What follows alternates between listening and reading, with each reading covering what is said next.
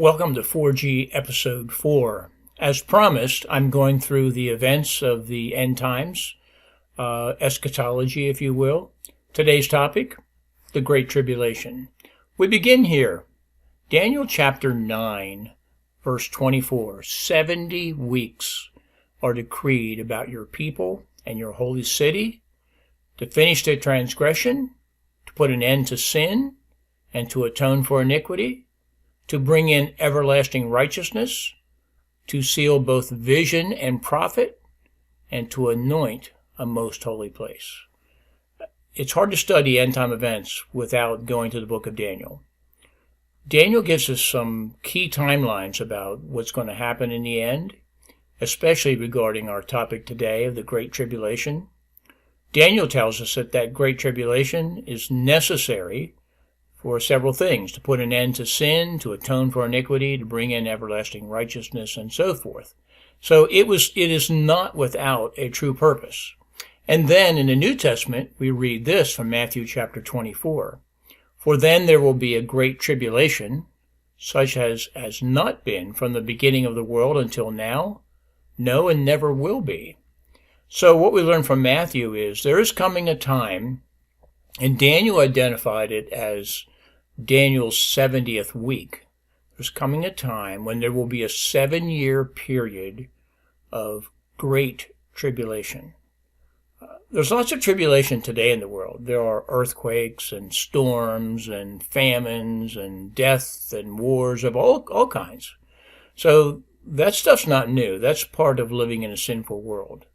But there's coming a time when those things will happen in abundance and with greater power and greater frequency. And then also in the Great Tribulation period, we have a series of judgments coming directly from God. The first one is the 7 seals, and you've probably heard of the 4 horses of the apocalypse. Well, that's the first 4 seals. The second judgment then is the 7 trumpets. In the 7 trumpets, things happen like a third of the earth's vegetation is burned up, and a third of the fresh waters are turned to blood. And then the last set of 7 judgments are the bowl judgments. And the bowl judgments come as you might suspect something would come from a bowl. Bowls are not meant to pour from. Bowls are meant to just dump things out of. So the 7 bowl judgments, when they hit, you'll see things like, in the trumpet judgments, we saw a third of the earth's vegetation burned up. In the bowl judgments, we see 100% of the earth's vegetation burned up. In the trumpet judgments, we saw a third of the fresh waters of the world turn to blood. In the bowl judgments, we see all of the world's fresh waters turn to blood. All these things God is sending upon the earth to deal with sin. It's the culmination of God's redemption plan. This 7-year period will last until something called the Battle of Armageddon. The Battle of Armageddon is often cited today in corporate boardrooms. People will be saying something like, hey, it's going to be Armageddon. They don't really know what they're talking about, but they do know that it's something bad. Armageddon is a time when the enemies of God's people, Israel, will have Jerusalem surrounded.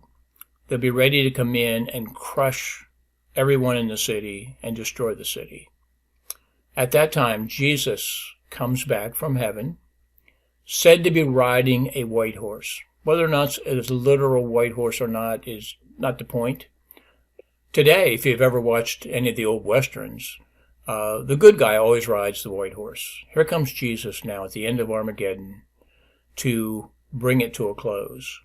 And it's not much for all the talk of what Armageddon's going to be, it's the biggest mismatch in all of history. Jesus comes back and crushes the enemies of Israel and the enemies of himself just by the brightness of his coming. After that, he sets up a kingdom on earth that'll last for 1,000 years, and that will be the topic of episode 5. If you like my content, I ask that you like it, share it, If you're willing, subscribe to the channel. It's free. It helps to feed the algorithm, and it helps to get the word out. God bless you.